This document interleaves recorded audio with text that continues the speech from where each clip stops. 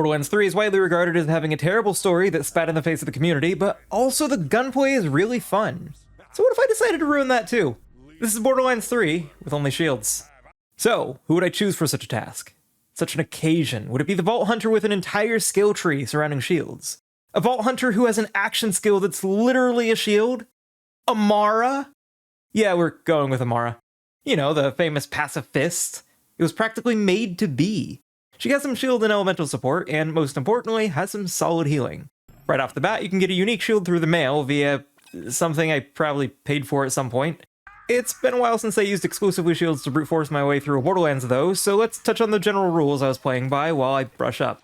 Now, while I am using a unique shield now, that will change. When it does, it won't be changing back for combat. I won't be using any unique gear outside of this shield where possible, and we'll get back to that little asterisk later, but otherwise unique shields are just really strong, and it feels like they'd make things too easy. Of course, no Guardian rank stuff because it's inconsistent and unfair. And because I feel I need to clarify, the title does not mean I'm only using a shield for gear. I'm only using a shield for damage. Fists, guns, grenades, cars, even jumping on enemies, skills that deal damage, all things that aren't shields. All things I won't be using. As always, rule breaks are met with reloading the map via save quit because 47 hours is more than enough time to devote to this run. I'm not restarting, and you can't make me. There are generally some minor exceptions that need to be made to make this game beatable in the general sense, as they implemented a fair few specific things that cause a few different issues, but I'll bring them up as they come along. Now, I put a pretty big emphasis on healing when considering putting together something like this. Are there better ways to recover health than Amara has access to? Probably. Do I know this game all that well? Not really. But the reason I focus on it so hard is because of how Nova Shields work. They're my primary source of damage, but they only deal it a bit after my shields break. The entire time I'm waiting for it to go off, I need to be in close proximity, but I have nothing but my health to keep me from dying. So I need as much as possible, as well as a good means of recovery after I hemorrhage God knows how much. There are also spike shields that do damage when I get hit with a melee attack, as well as reflect shields that sometimes reflect bullets, but they're both kinda really bad. Generally speaking though, those would be the conditions under which I'd be using Nova Shields, and that's when things go well. I would often struggle to break my shield in a semi-consistent manner, meaning I'd alternate between not being able to do damage and really not being able to do damage. Sure, the Novas hit hard, but that's gonna be fixed soon, and I'm already struggling to be the easiest boss in the game, so we're off to a great start. I'd revive Claptrap to the most literally passive-aggressive run I've done for this game, and meet one of the most helpful things I would come across throughout. NPCs. You can say what you want about Lilith, but she does damage. Not much, but you know what they say about non-zeros. They're not zero. Which is ironic, because one such NPC later will literally be zero. But the overall point is that while I'm running to hide and slowly recover my shield, she's still out slowly killing the enemies that I can't. Then, for the price of making things go faster, she makes things go a lot slower. Can teleport anywhere, but chooses to walk slower than a stone. I'd make my way to the most common place to visit throughout the run. Vending machines. Were it not for them, this would get nowhere. I had to do pretty much constant vendor farming to even sort of keep up with my damage needs. As you can probably tell, my ability to kill things pretty instantly took a nosedive as soon as I swapped off of the legendary shield. That wasn't coming back, and I even gaslit myself into thinking that spike shields might be kinda useful this time. Spoilers, they still suck. I took the first possible opportunity though to run past all of my problems straight to Vaughn. Luckily he was held upside down right next to a fire barrel, which proved to be plenty to break my own shield and get him down, with the final use of this legendary shield. May it enjoy the rest of its eternity in storage. Getting back would be mildly harder. I'd have to clear out some skags, and I'd try to make use of the water mechanics. Environmental damage is their own fault, and I won't be held accountable. Also, the badass here took an age and a half. Didn't help that only a couple of its attacks could actually trigger spike damage. I barely heal at the moment, most of its attacks are ranged, and it spent a lot of time just running from me. Basic enemies shouldn't take this long. Even relatively good spike shields are worse than Nova shields, especially because even normal gun-toting enemies can break most of the shields I ever got in one melee hit, meaning it would do one tiny tick of damage instead of one large pop of damage in an AoE. In both cases I have to get in melee range, and in neither am I safe. Who wants this and why? Also, why do they do more melee damage with slaps and kicks than dedicated melee enemies do? I stole a car, which I would of course drive out safely without damaging anyone or anything. This would give me the ability to get around slightly faster despite having fast travels available. Could just use those if they were more willing to share. Upon getting to my destination, I'd find that the enemies were double my level and I was doing next to nothing. So I spent entirely too long just farming skags for experience because I at least wanted some more competent healing for my skill tree first. And credit where it's due, spike shields were at least kinda okay here. And only here. And almost never again after this. I made my way forward to fight a bunch of cultists where I implemented the greatest defense, which is to not get into conflict at all. It's horribly ineffective for defeating atrocities, but some would say that's what I'm committing by playing the game this way anyway, so it works out fine. Maybe unsurprisingly, the ability to deal fire damage and large AoE to enemies that are exclusively flesh is pretty effective. Things were going fairly okay until the DJ-themed boss decided to stop for a dance party. Fitting, I suppose, but I had to kill him. Across the run, one of the most reliable methods by which I could break my shield was to just get uncomfortably close to enemies regardless of their choice of weapon until they said, "Excuse me, could you please give me some breathing room," via kick or slap. With Mouthpiece having relatively poor ranged options, it wasn't bad or even all that hard to duck behind cover and jump scare him via a self-detonating woman. I have a weird job. I returned with a key, left with the same key, and went to visit Tannis to talk about rapidly accelerating a process that either takes 200 years, the systematic torture of a child over the majority of her life, or like a few seconds with a totally normal siren.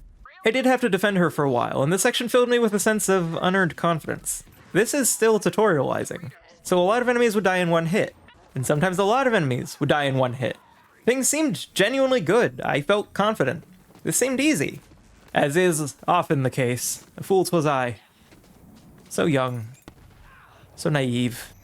Now, there's an argument to be made that a shield is something that takes damage so you don't, right? You use it to block the damage that you'd otherwise take, and thus running over the enemies that are required for this mission specifically are at least hand-waveable.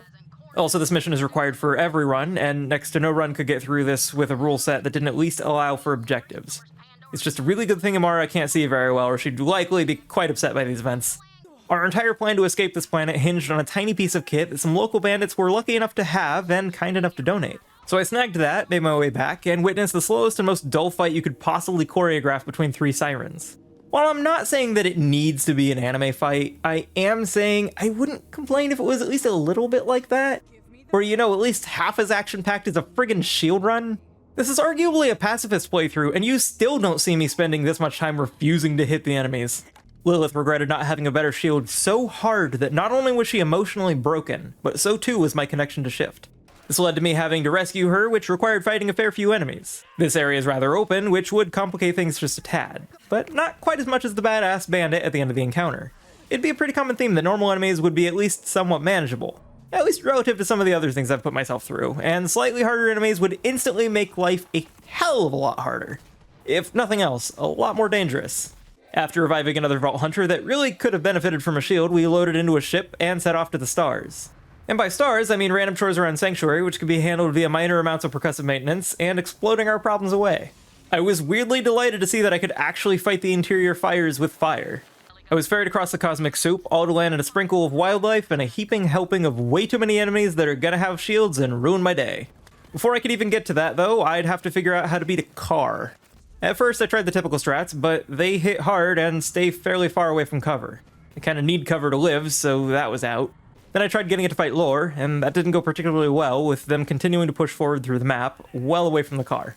It having been significantly weakened, though, and eventually coming close to a safety pillar to try to kill me, I was able to fall back on the usual strats and face blow to the vehicle so I could go back to super easy and not at all painful things. Like going through some war crimes with civilians being attacked directly, and getting into a fight with an enemy who would see the error of his ways and refuse to fight me at all. And given that I generally had no real recourse, I instead left to fight more dudes.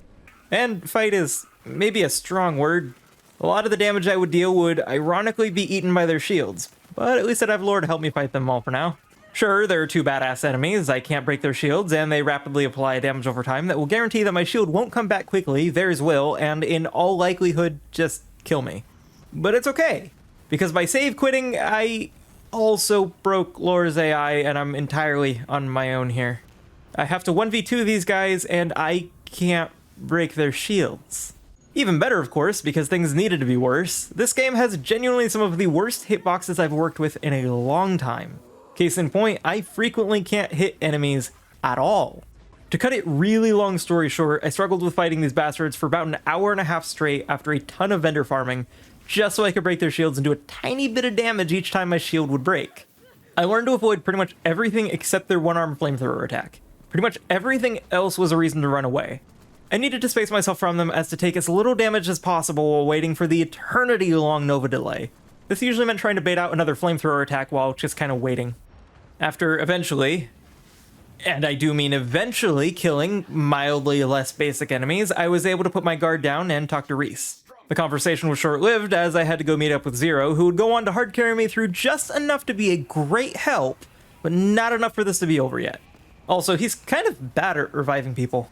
Truth be told, I more than likely could just sit around here and wait for the game to play itself to death for me, but the last thing I needed was for this run to take longer, so I did not do that. Maybe to disastrous results. I found some Malawon tech for him, and sure, he's impressive, but he can't even stab through my shield. Not even a scratch. Pathetic. Given his inadequacy, he wants me to take on Gigamind by myself. I've got to collect this information via force, more specifically using my superior survivability to simply outlast the foe. Just, one problem with that. So one thing that I learned during the run is that most of the mobs in boss arenas kinda suck, as in their damage and accuracy is just terrible. I knew they were here specifically to help out the player via second wins that I can't get, but the single most successful strategy I found to take on Gigamind was just to circle around it, getting hit when my shield is up, which I only get hit even sort of reliably when I sit still. I can simply choose to not get hit by continuing to move, meaning cover here is almost entirely unnecessary, and this boss is easier than Shiv. A lot longer, but much easier. Upon defeating the boss, I was mocked via a legendary shield. I saw a ton of legendary items throughout the run, because of course I did. Regardless, I scraped the information off of the pavement, brought it back to Reese, and got sent to an unrelated planet. And I've played this game before.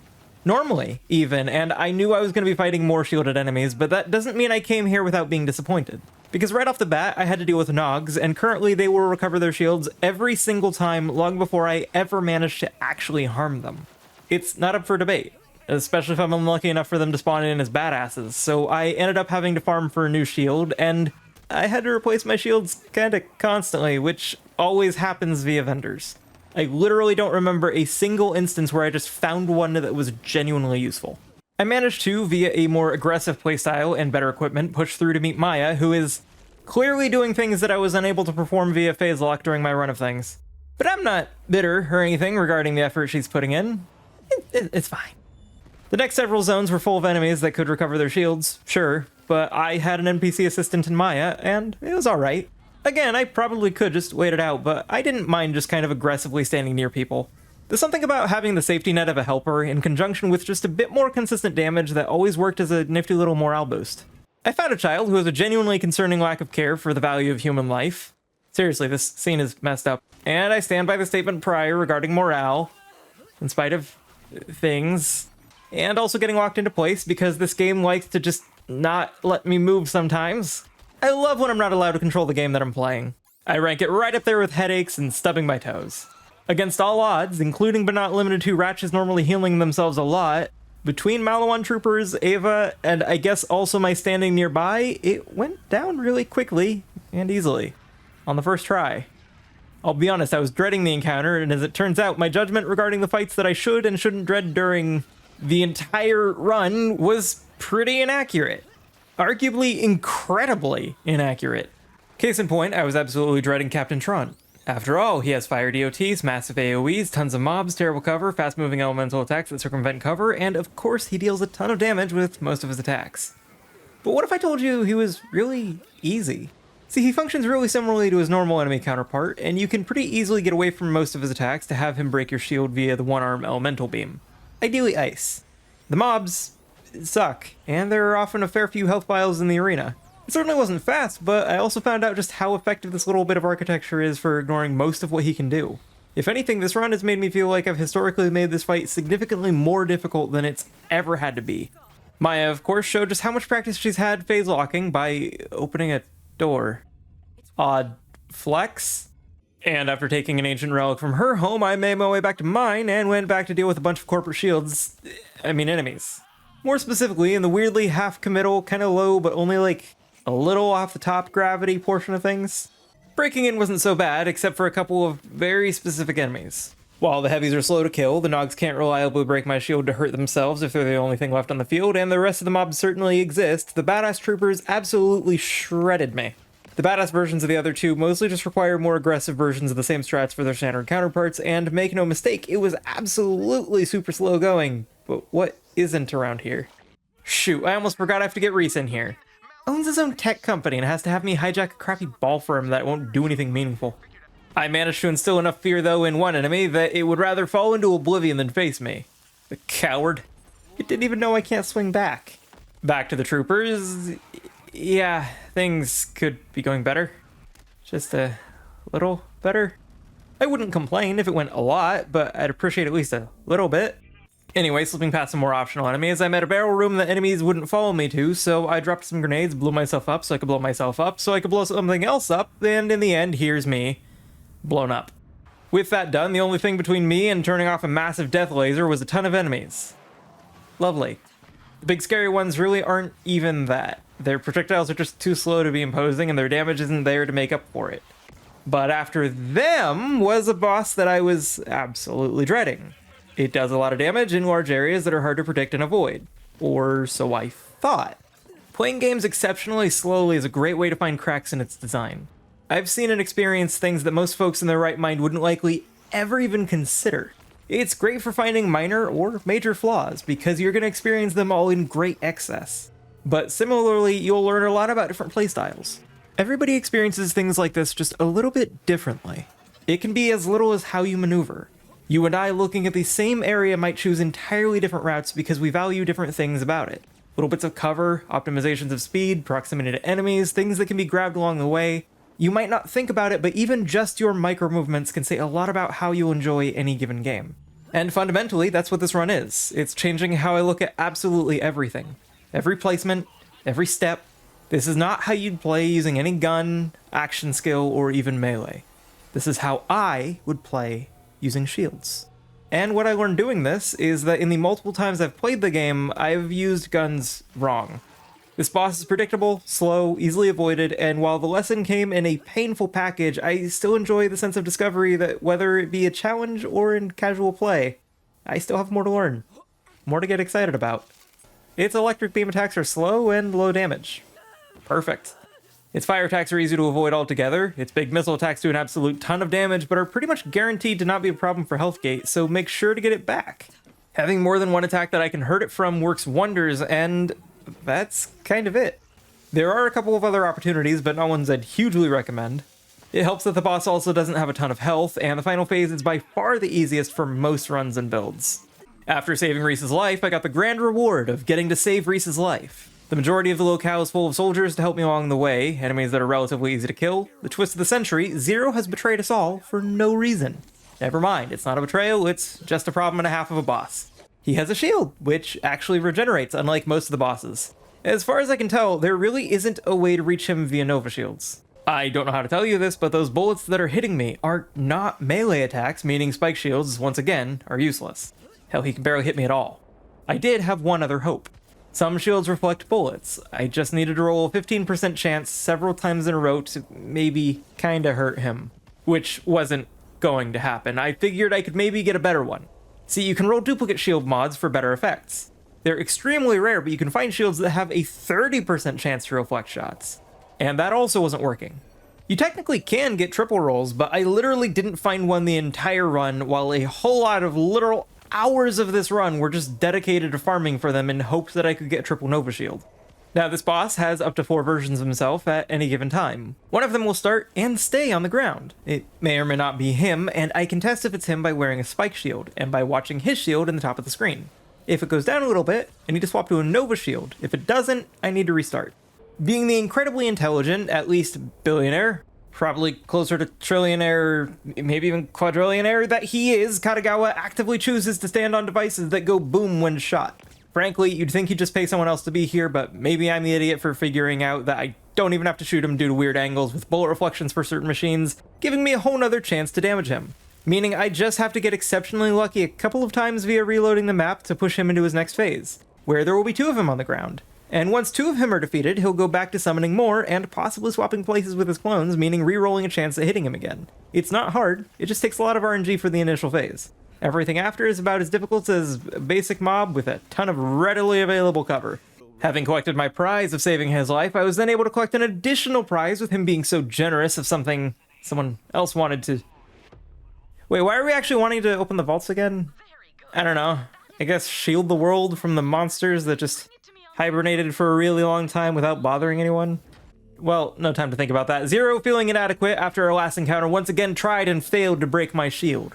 The last time he'd ever get the chance, or contribute to the plot for that matter, because right now is the time to have Maya do pretty much everything from Carback, because she has a thing called range. Vehicles are still a pain, so much so that I got some really weird foreshadowing from Maya. The enemies that followed went from easy enough to easier. Bandits are manageable because they don't have shields. I can take as many hits as I want, as long as it takes to beat any one of them. Weirdly, while Iridian-based enemies usually have only blue bars, they don't typically recover, and when they do, it's usually pretty insignificant. As for the boss of the area, it's an easy one. There's no way that its ability to health gate me with almost every attack would... Oh no. Well, at least Maya can revive me, in spite of doing next to no damage herself.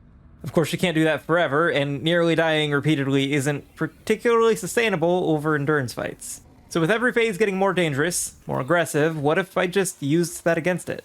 At longer ranges, you can avoid most of its ranged attacks with relative ease. It will more or less always chase me wherever I go, and it'll damage me enough to break my shield whenever it lands really closely. Just enough to break my shield. Perfect. So just jumping between the big steps, its AI is one-dimensional and will either launch some projectiles or just aggressively jump at me. Long, painful, but relatively safe, and not so bad once I figured out how to cheese things. Of course, though, of the two of us, it would have the last laugh. See, its last phase has it just kinda... yeah... And if you're seeing the rate at which Maya can kill this, well, Maya finished it off. And yes, it took a while. But at least I didn't have to do it, because I could not. I watched one of the most powerful people in the universe copy my style and refuse to lift a single finger to combat an entirely stationary threat to our existence. Silly Maya, that was Axton's thing. Well, blatant theft is disgusting, and she melted under the pressure of anything resembling consequences. So we all got around to shame her some more, and I got sent off to do the same thing, but a lot longer and with less Malawan. It's a mixed bag. There is at least some Wainwright in there to make things more palatable. To give you the footnotes, I got shot until enough of the prison guards fell over for me to meet Brick. Then I got shot and beat until even more of the prison guards fell over. While they were busy trying to figure out how to get back up, I had to go get all of the parts for explosives for a bomb expert. An expert in all parts except sourcing materials, including detonators, because I instead had to use a couple of grenades to break my shield to detonate the bomb that I'm standing next to. At the end of the first prison section is the warden. Oh, first prison section, you ask? I mean this planet. This whole planet is a prison. I'm not sure if I ever noticed before, but Mordecai is not only here, but is actively shooting the boss, which is genuinely an incredible help. If you don't know how this fight works, the boss will behave normally and try to kill you during phase 1. Once his armor is down, he'll revert to melee. Once his health is low enough, he'll try to kill other enemies to level up and regain his full red health, in addition to becoming stronger.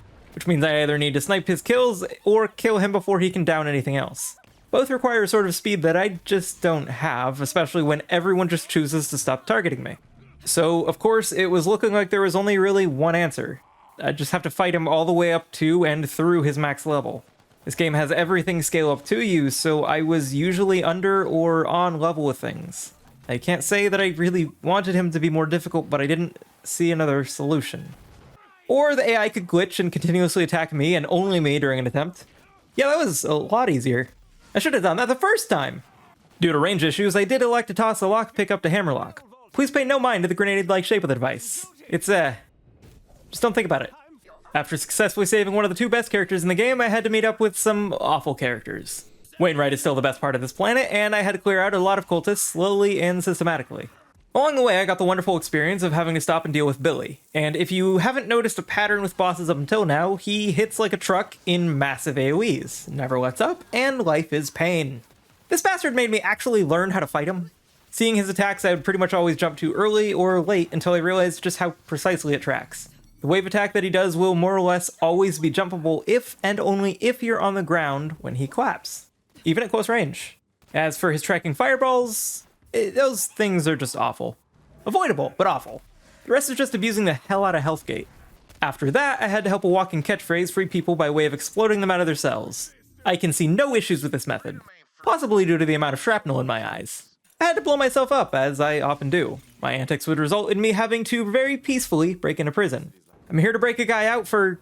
Wait, gun purposes? I'm pretty sure that's against the rules. Can we write it in as gum instead? Just sounds nicer. Even if gum is massively overrated, it could be like a nice mint or something. Also, as a note, the turrets are very easy to reach. I got breathed on really aggressively until a dinosaur died, and I had the privilege of getting to play couples therapist for a really toxic duo. This involved hitting a thing open, a lot of wildlife, and a genuinely just painful boss fight that I didn't dread nearly enough. A bullet hell is built around you being able to quickly react to things coming at you. There are 3 fundamental aspects to each and every one. First is your ability to move. Second is things moving slowly enough that you can reasonably do something about it. Third, and possibly the most important, you have to be able to see the damned projectiles. I have a very narrow camera angle, they're coming from every direction, and Amara is about as quick to move as I am when there aren't cookies. I am very food motivated, and I ain't going faster until there are some chocolate chips on the proverbial table. This fight is so bad that the literal floor killed me. You sometimes can't run over little bits of architecture, and so instead of, avoiding damage, I just didn't move at all while my brain tried to figure out what the hell was happening. I found out that this corner gives a nice little bit of safety. Sort of. The whole idea behind it was just minimizing the number of directions I can almost instantly die from. Her attacks that didn't pose a massive threat were a little bit inconsistent, but a Vault Hunter in the fetal position in the corner of a boss arena is a force to be reckoned with. A ton of this fight just felt more random than anything else, but with a lot of luck, and seriously, it was mostly just luck, and that corner, I managed to brute force my way through. I ignored the plight of the ship and crew because Eden 6 genuinely drains the life out of me, slowly over time like the flavors of a good soup stock. Back planet side, you can pretty easily detonate the points instead of firing with any level of precision. It helps that I've played this before though. I have to go find a bunch of people for someone else, which involves so much mobbing. Against all odds, it's genuinely not all that hard, at least not compared to Malawan units, but it's not fast either. After locating everyone, whether they be alive or very not, I had to beat a boss that I genuinely didn't even remember. For not dreading him, Archimedes diagnosed me with dead. Many times. He's incredibly fast and can just teleport out of range of my AoEs, kills me incredibly quickly, and starts shooting before he's even done teleporting. So cover means nothing unless I know exactly where he's going before he gets there. With enemy AI being what it is, that meant I needed to figure out how to have him not move around all that much. It didn't seem that bad until I realized that the boss will actively heal itself, meaning I need to kill him quickly, or he will not die at all. The best answer I could come up with was to stay about here, which would protect me from most things. He would come to me and break my shield to hurt himself, then retreat to very near my cover, which I could use to very slowly and carefully whittle him down, while making sure to always have enough health for health gate because he hits friggin' hard, and I'm weirdly squishy. It's okay though, at least there wouldn't be any other nightmarish boss fights ahead of me in the immediate future. Oh, no. So Aurelia is normally easy enough that I hadn't even considered her. She doesn't have a lot of health, is pretty slow, and I just kind of wrote her off. But multiple moves in, her kit become pretty dangerous when you don't give her any respect. And giving her respect is painful in itself. The sides of the arena are their own problems, but beating her more or less comes down to learning to read her and what she's doing. Because you need to be able to reliably dodge her mobs, her tracking attacks, her other tracking attacks, and her surprisingly accurate gun. All while trying to get close enough to do damage and get away without getting dead. Sometimes things just don't hit her when they should, and the whole experience can be safely summed up as poor. Ha! Credit where it's due, she forced me to level up, find new gear, and even change up my build to include more elemental resistance. I wish I had more to say about her, because she was absolutely a wall that had me banging my head up against it for a pretty substantial amount of time. I suppose sometimes there's not a whole lot to say outside of the standard. Sometimes you've got to get good, and get good I did. Which was a hell of a relief. At least there aren't any other nightmarish bosses in my immediate... I don't want to play this game anymore. So you may be thinking the Graveward sits too far from the arena, but I would counter with... So yeah, that proves it. This fight is doable. It's only hittable during about 2 hits that it pulls out during the entire fight. One when it hits the ground, one when it hits the wall. The next goals include avoiding death, which wasn't that bad, and avoiding the mobs in the arena, which for some reason pretty frequently choose to just kind of charge into a wall for a really long time. I never realized, but the different phases bring in different attacks, sure. In addition though, each one follows a repeating pattern for which attacks come out when. Like, it's directly sequential. There is no variety. And that makes it reliable, but also really friggin' boring. It's like being lulled to sleep while being jabbed in the ribs. It's unpleasant and not conducive to the task at hand. Also, the game crashed about an hour into an attempt. I'm not sure how or why, but at some point between the last time that I played this and this time that I played this, the game went from crashing sometimes to crashing all the time. There unfortunately really isn't much else to say. I fought a stage hazard and won. This thing is barely a threat and is a massive pool of points that take entirely too long to deplete. Otherwise, you might be able to guess, but I was quite happy to have that out of the way. While trying to help a local woman who has the powers of a god but hasn't lifted a combative finger in her life, thus clearly living that passive lifestyle, I watched helplessly as neither of us could do a thing to prevent her from being taken away. Shame. Well, I've got to go get her, which first requires fighting a giant car who has tanks that I have to hit that are also way too high up. After spending several hours vendor farming throughout the run, though, it finally happened. I found the greatest shield of all. Human flesh. Friendship. Say hi, Alex. So, the game allows you to fight your friends, and my friend Alex here, who installed around 130 gigabytes on a terrible internet connection, playing across the world for me at already strange hours, gave up probably over an hour of their time purely to help me. All the while, the game kept crashing on their side, giving game-breaking bugs, and even going so far as to crash their whole computer. So, Alex, sincerely, thank you. All to help me test whether or not I could maybe get the correct timing to break Carnivora via shields, and I feel at least reasonably comfortable in saying no while just not wanting to eat more of their time. I took out the enemy vehicles by finding that you can avoid getting shot by standing in their center and taking damage by standing off-center. But if friendship truly is the greatest of all shields from the woes of life, the struggles of humanity, the light in the darkness that is just another caring heart that's looking out for you when you need them most. Hey! Hey! You should shoot it! Nice. Best shield in the game. Anything you'd like to share before you venture off? So I caught up with a fellow pacifist, and I hate this fight so much. This fight just continues to vex me. I can't hit it while it's doing its spinny, blundery thing. Its knife and crush attacks are both incredibly dangerous. Not even nearly as dangerous, though, as every single fire-based attack in its arsenal. I spent an age and a half getting a new shield and beating my head against a wall until I managed to concentrate on enough things all at once to not die. Because I am a simple person that is easily overwhelmed by multiple simultaneous stimuli. I don't think it's ever occurred to me how many bosses in this game can just be described as a bullet hell of sorts. It's not about fighting a person. Even a monster. It's about pressing X with time to the beat to defeat the spectacle in front of me. Also, most of its attacks are, of course, dangerous, but the Saw Blade one is not. It's super safe to get hit by, sometimes chains in on itself, and if you can get hit by it, and for some reason decided to go through this game in monotony, then you should milk it for all it's worth, because buzzsaw milk is a rare and lucrative commodity. The last phase, though, can't be hit by normal shields as far as I can tell. The laser can't be reflected. It just can't really be done, so while there are some inanimate things that can't be broken, this boss just can't be beaten under normal conditions. Very blatantly bending the rules and picking up a legendary shield called the Rectifier, you can deal damage to it. Through a combination of Amara's healing and this random bandit that didn't stop shooting me for over an hour, you can absolutely defeat the Agonizer with just a shield. But I literally had no part in what was happening. I hadn't even touched my controller for probably, well, almost an hour. So when I got maybe a tenth of the way through the fight, again, over an hour, and I think we can all look at this and say, yes, you could pretty comfortably not interact in literally any way, shape, or form and still win, and the game crashed.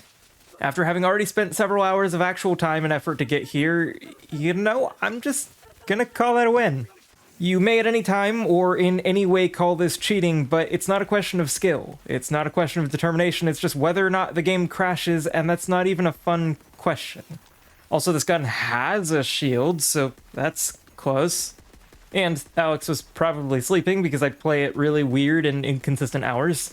Ignoring that, because again, that's not a challenge, that's a broken game. I blew myself up to blow up these two, thus having totally clean and legally not responsible hands that have helped to free a fellow pacifist who has never murdered anyone that you can prove in a court of law, because no court would ever try to establish themselves on this planet for fear of being eaten. Being sent to go get her belongings, I had to contend with objects that I couldn't reach, objects that I couldn't move, and enemies that I couldn't beat before giving them a great chance to level up. As far as I can tell, I can't break the pods, and sometimes I just straight up can't hit the enemies.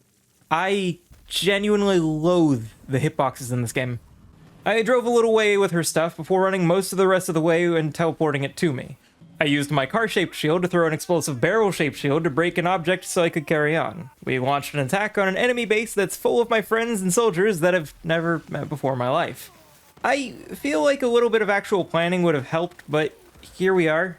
It was shockingly easy for an allegedly well-defended stronghold. Up until I met Rachel. Fast recovering shields that I can sort of hurt her through, especially via damage over time effects. A lot of enemies and incoming damage. Short answer, these giant blocks of concrete. That's all I'm gonna say. The second purple bastard here though, totally optional. Reload the map, no problem. Use the slag fountain to break the pipe. Easy as... Wait, who invented the easy as pie? Have you ever tried making pie? It's not that easy. It's amazing, mind you, but it's a bit involved when considering the pinnacle of ease. Alternatively, have you tried using the mathematical pie? It's not easy. It's not even rational. Speaking of irrational though, Troy is an enigma. I have no idea how he's both so easy and so difficult at the same time. A ton of his attacks deal just enough damage to break my shield and not pose a real threat after. Otherwise, he chains attacks that deal pitiful damage, and he's overall a pitiful man.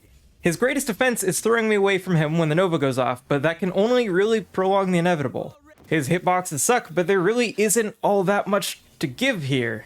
I don't really even have to dodge for the most part outside of the typical jump and run away a little. I have a weirdly high number of memories of bodying him on this playthrough and losing horribly on the second go. This was normal mode, so this was the first try. I accidentally dropped my controller and skipped most of the cutscene where I found an item that was just hyped to be here. I wish I could say the same, but aside from my first time I ever played it, I can't think of a time that I was ever excited to see another planet. It already feels like the game is over, but I'm still playing. I have more hoops I have to jump through, and I felt like they were out of ideas an hour ago while I'm fighting another Traunt. He uses different elements, sure, but take all of my notes from the last Traunt, make the fight easier because I have more skills that affect splash damage, elemental damage, and whatnot, and that's it. Also, the cover is even better. Other than aggressive mini-bosses that wouldn't let me move in any capacity, Necrotafeu was mostly just more of the same with some help along the way. All to finally, peacefully confront the primary aggressor. The main antagonist. The really mean lady with a cult following that has negative implications as to what Gearbox thinks of creators. What if I told you that she too is really easy? Her puking puddle attack that comes out every time you get near her is an incredibly manageable means of breaking her own shield. Her stomp attack is as well. She may just be a walking bullet hell, but we're not gonna talk about that. The phase transition things are entirely optional, and aside from certain attacks that have a lot of knockback in an almost scooping-like fashion, it's kind of just wading through a series of slow-moving effects, trying to ignore some aggressive Barkids, and chipping away at Tyreen. I would advise clutching onto your health gate and not getting overly greedy, but I would also advise taking every safe opportunity available to damage her, which is more or less whenever she's on the main platform. Honestly, with how often she's really far away from the player, you'd think this game was built around guns or something. It's weird. Enough with the cliff thing! But with her as the final hurdle, Borderlands 3 would come to a peaceful resolution. Regardless of what you might say, I stand by that yes, you can in fact beat Borderlands 3 via shields. It was painful, slow, and I wouldn't recommend it, but it can be done. Either way, I'd like to thank my lovely channel members for your support in these, less advisable adventures I partake in. Regardless of who you are, though, I hope that you enjoyed your time here. You probably know how to use social media, and I hope that means you'll get to hear your thoughts now and on any future outings. Until then, remember to stay safe, spread some kindness in the world, and I hope that you have a wonderful rest of your day. Bye-bye.